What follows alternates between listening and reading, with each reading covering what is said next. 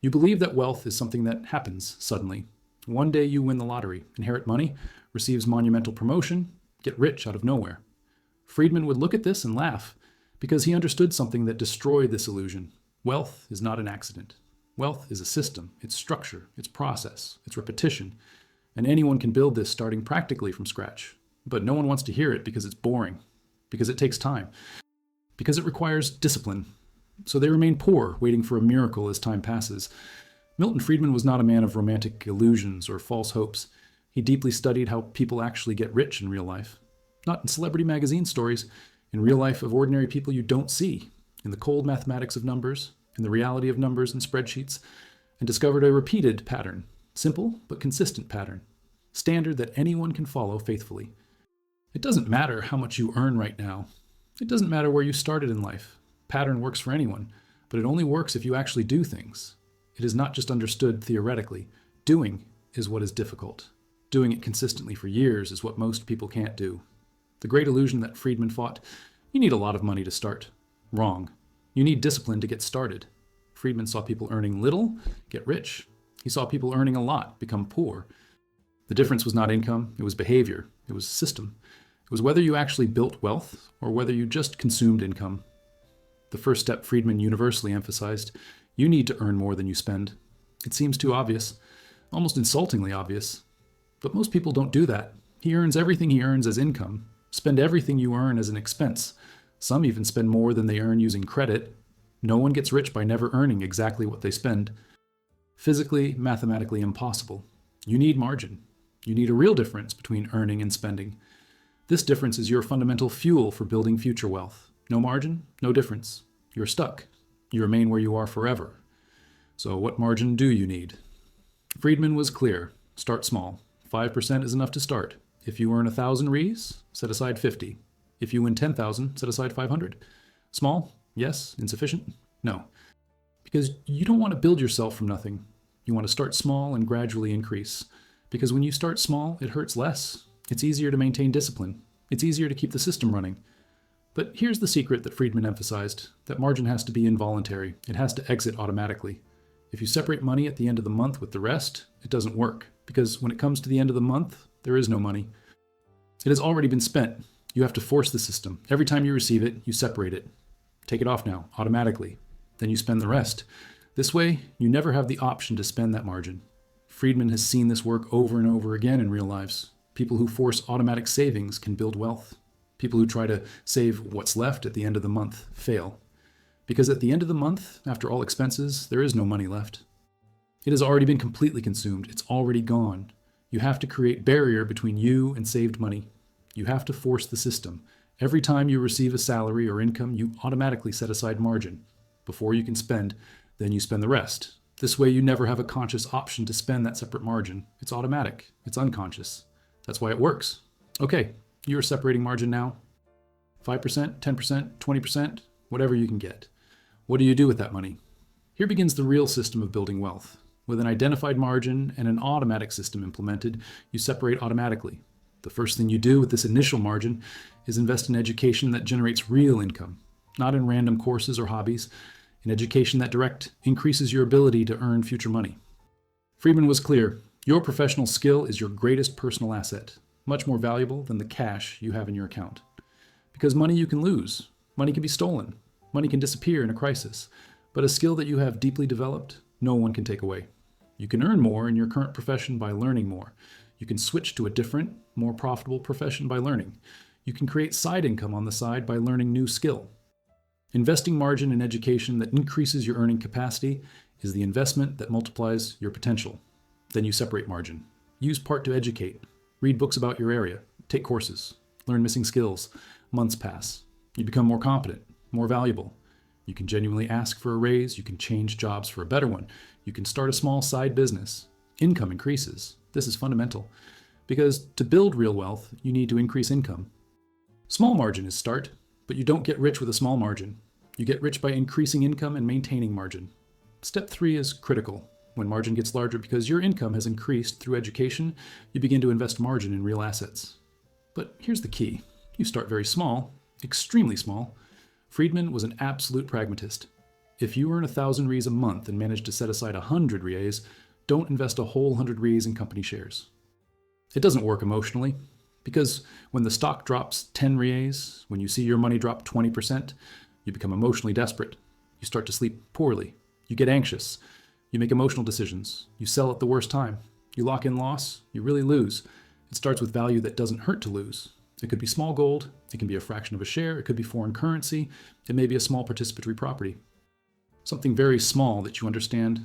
The goal of step 3 is not to get rich quick. It's learning.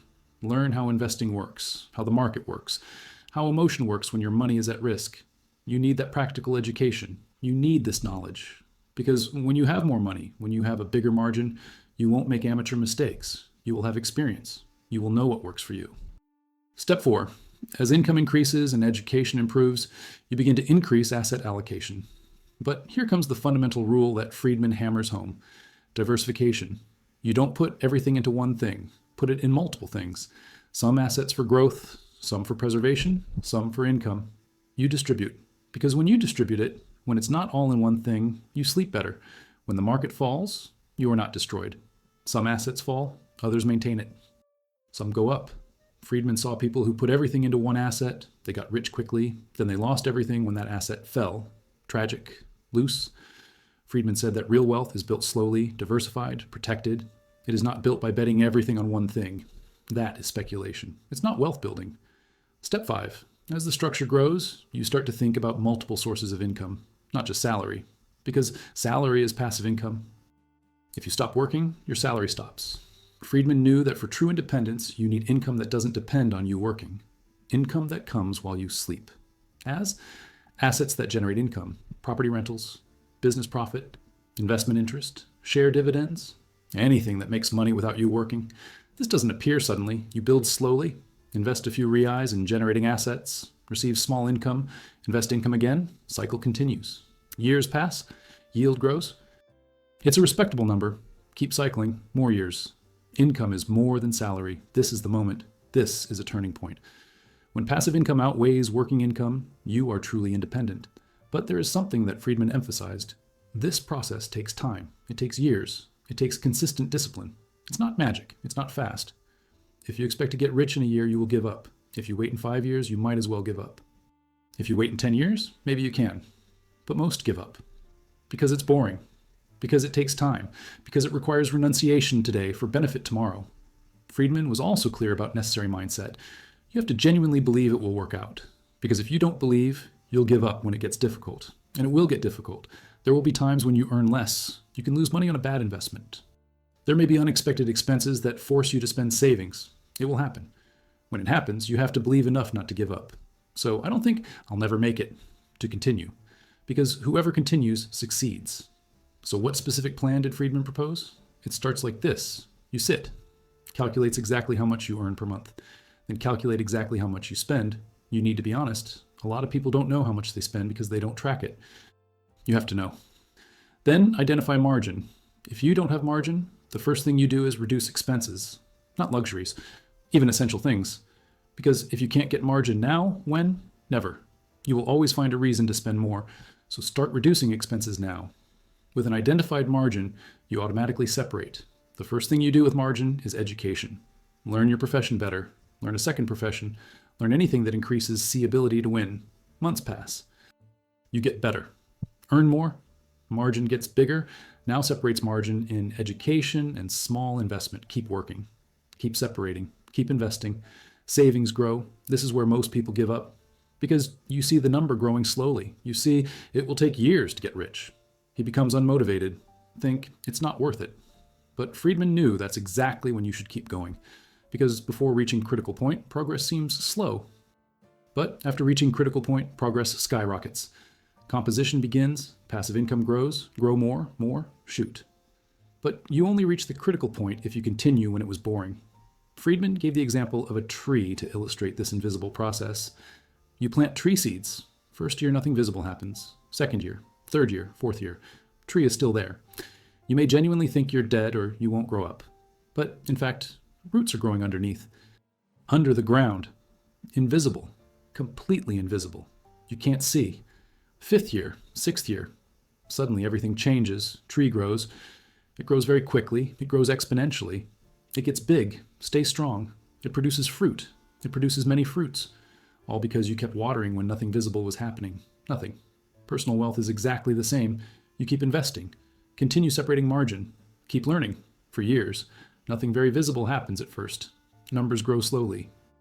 Very slowly. It may seem like it's not working, but structure is growing underneath. Composition is working. After a certain critical point, it explodes. Wealth appears quickly, appears exponentially, all because you continued when you were invisible and boring. Friedman also emphasized something critical psychologically. You have to have a clear and specific financial goal. It cannot be vague, it cannot be generic. Like, I want to be rich one day. This doesn't work. Objective has to be mathematically specific. Like, I want to have 50,000 in accumulated assets in 5 years. Or I want to have passive income of 1,000 Rs per month in 10 years. Or I want to not have to work in 20 years. Clear and measurable objective. Because a clear goal keeps you motivated when it gets difficult. You know exactly where you're going. You know how much progress you've made. You can measure. You can motivate yourself by seeing progress. Also fundamental, you have to review your system regularly. Not annually, quarterly, semi-annually, annual. You meticulously track how much you set aside. How much did you invest? How much did it yield? You see if you are on the right path, if you're in rhythm, whether it is accelerating or decelerating. If you're not on the path, you don't give up. You adjust. Adjust your spending, adjust your investment, adjust your strategy, but you don't give up. You just refine it. Because a system that doesn't adjust dies, but a system that evolves prospers. Friedman also knew that wealth begets more wealth. Once you have a base, the margin becomes greater. Because you are no longer at zero. You have assets generating income. You have an increased salary from an improved profession. The margin gets bigger. You invest more. More passive income. Cycle continues. Speed up. This is the compounding effect. Starts slow, then it explodes. But it only starts if you push first. Another thing Friedman emphasized, you never, ever, ever lose discipline when you get rich. Because people who become rich and lose discipline become poor again. They spend crazy money. They do not maintain margin. They don't reinvest. They lose everything. You see this constantly. Person wins prize. Spend it all. Become poor again. Friedman said that wealth without discipline is temporary wealth. True wealth is when you are rich and continue living as if you were poor. Continue separating margin. Keep investing. Keep learning. This is real wealth. How hard? Friedman also talked about an important distinction.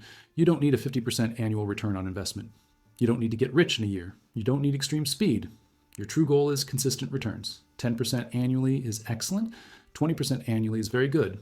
Your goal is reproducible consistency. It's not a dangerous speed, because speed requires excessive risk.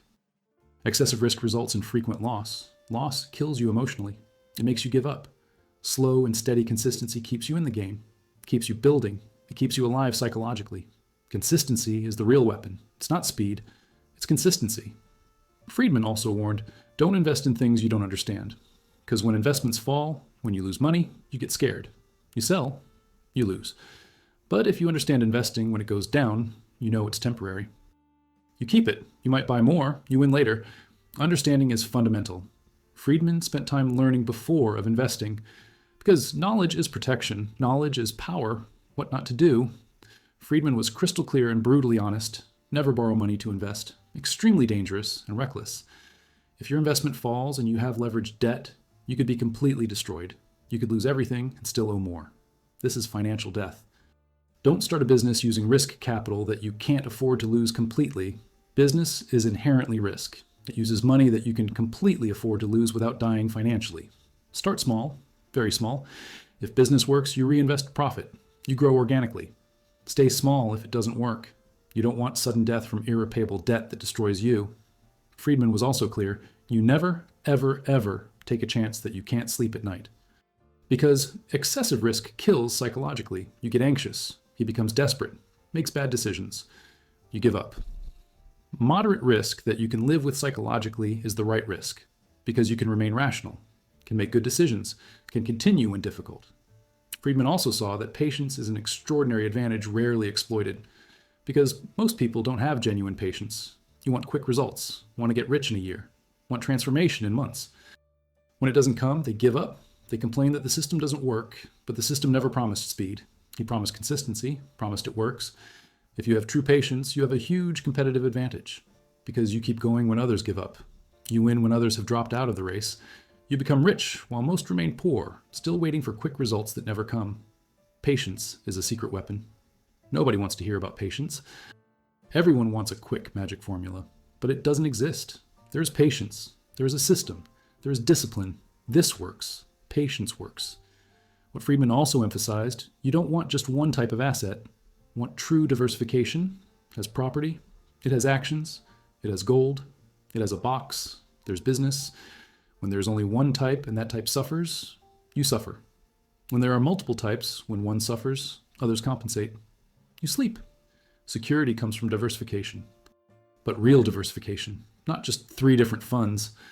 Diversification between truly different asset classes.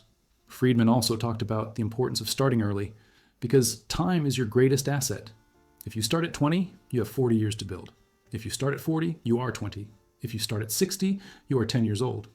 Compounding works much better when you have a lot of time. So it doesn't matter what stage you're at. If you still have time, start. Because it's better to start now than never start. Better to start at 40 than at 70. What happens if you follow this faithfully? Friedman saw it in the numbers. If you start with modest salary, set aside 10%. Invest in education and assets. Get consistent returns. After 5 years, you have a foundation. After 10 years, you have structure. After 20 years, you have wealth. It's not billionaire wealth, but it is wealth that sets you free, that gives you options. That gives you security. The fundamental question Friedman poses, are you going to do it or not? Because knowledge is easy. Reading is easy. Understanding is easy. Doing it is difficult. Most understand. Few do. Will you be one of the few? Or will you be one of the many who know but don't do it? If you're going to do it, start today, not Monday. Today, you sit, you calculate your expense, you identify margin, you force investment in education first, small, something that improves your profession, something that increases your ability to earn. You start. Because the best time to start was yesterday. Second best is now.